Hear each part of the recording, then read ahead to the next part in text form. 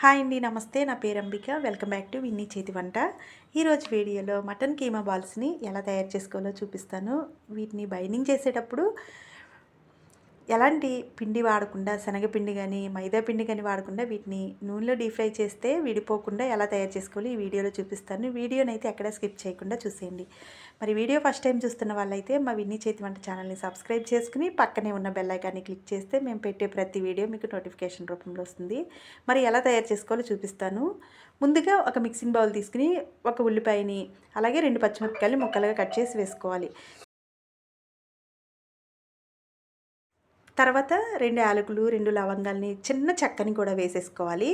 తర్వాత ఒక పావు టేబుల్ స్పూన్ జీలకర్రని, ఒక పావు టేబుల్ స్పూన్ ధనియాలని, అలాగే 1 టేబుల్ స్పూన్ అల్లం వెల్లుల్లి పేస్ట్ని, తగినంత కారాన్ని వేసుకోవాలి.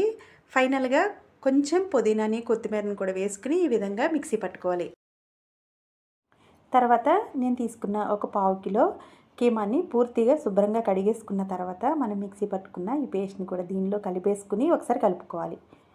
తర్వాత దీనిలో ఒక పావు టేబుల్ స్పూన్ పసుపుని, రుచికి సరిపడా సాల్ట్ని కూడా వేసుకుని మరొకసారి పూర్తిగా కలిపేసుకోవాలి. మీరు ఈ పేస్ట్ మిక్సీ పట్టేటప్పుడే ఈ పసుపు, సాల్ట్ అనేది కూడా యాడ్ చేసుకోవచ్చండి. నేనైతే ఇప్పుడు యాడ్ చేసి కలుపుతున్నాను. ఇలా కలిపేసుకున్న తర్వాత ఒక 10 నిమిషాలు పక్కన పెట్టుకోవాలి. ఈలోగా మనం డీప్ ఫ్రైకి సరిపడా ఆయిల్ని వేడి చేసుకుందాం. ఇలా కొద్దిసేపు అయిన తర్వాత మరి ఒకసారి కలిపేసుకుని దీన్ని చిన్న చిన్న ఉండల్లా ఇలా వీటిని తయారు చేసుకోవాలి. మీకు ఏ సైజు కావాలో ఆ సైజులో వీటిని ఈ విధంగా ఉండలుగా తయారు చేసుకోవచ్చు. ఇలా తయారు చేసుకున్న వీటిని ఒక జాలి గిన్నెలో వేసేసుకోవాలి. మనం వీటిని అయితే ఆవిరి మీద ఉడికించుకోవాలండి. ఫస్ట్ ఇలా ఆవిరి మీద ఉడికించడం వల్ల అస్సలు విడిపోకుండా చాలా పర్ఫెక్ట్గా వస్తాయి బాల్స్ అనేవి. మనం పిండి ఏమీ వాడట్లేదు కాబట్టి శనగపిండి కానీ మైదా పిండి కానీ ఇలా బాల్స్ అన్నీ ఇలా జాలి గిన్నెలో వేసేసుకుని మరొక గిన్నెలో 1 గ్లాసు వరకు నీళ్ళు పోసుకోవాలి. వీటిని మనం ఇప్పుడు స్టవ్ వెలిగించుకుని ఈ బాల్స్ని కూడా దీని మీద పెట్టేసుకుని దీనికి కూడా మూత పెట్టి ఒక 20 నిమిషాల పాటు లో టు మీడియం ఫ్లేమ్లో వీటిని ఉడికించుకోవాలి. మీరు మధ్య మధ్యలో చూసుకుంటూ వీటిని ఉడికించుకోవచ్చండి. ఒక 20 నిమిషాలు అయితే కరెక్ట్గా టైం అయితే కరెక్ట్గా సరిపోయింది. ఇప్పుడు చూస్తే ఇవైతే చక్కగా ఉడికిపోయాయి. చూసారు కదా, ఎక్కడ అతుక్కోకుండా పర్ఫెక్ట్గా వచ్చాయి. అదే మనం శనగపిండి కానీ అలా వేస్తే రౌండ్గా వస్తాయండి. అయినా సరే ఇది హెల్దీ అనమాట.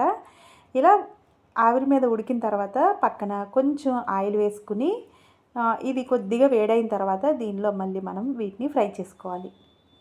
ఒకవైపు పూర్తిగా వేగిన తర్వాత మరోవైపుకి టర్న్ చేసుకుంటూ వీటిని మంచి రెడ్ కలర్లో వచ్చే వరకు వీటిని వేయించుకోవాలండి. అప్పుడే రుచిగా ఉంటాయి ఇవి ఈ బాల్స్ అనేవి. ఈ విధంగా 2 వైపులా ఈ కలర్ వచ్చే వరకు వేయిస్తే చాలా బాగుంటాయి రుచి అయితే.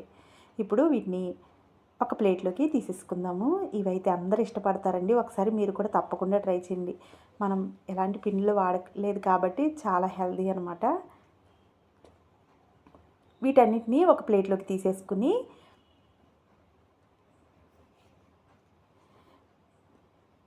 దీని మీద కొంచెం కొత్తిమీరని అలాగే ఉల్లిపాయలతో సర్వ్ చేసుకుంటే చాలా అంటే చాలా బాగుంటాయి తినడానికి.